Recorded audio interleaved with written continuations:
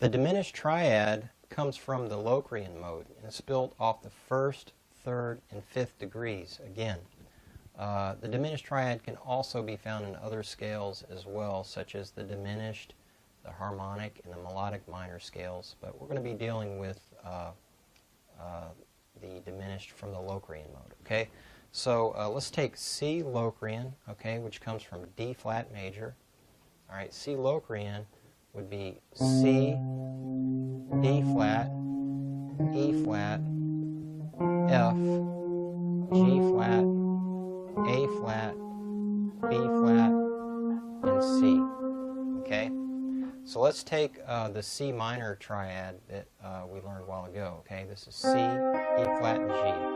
All right, now all we have to do is one thing, which is lower the fifth a half step, the G to G flat. So we have C, E flat, and G.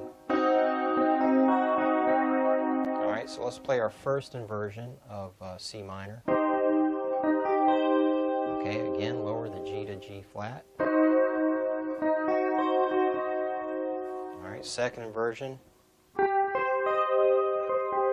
C minor. Okay, again, lower G to G flat. All right, and there's C diminished.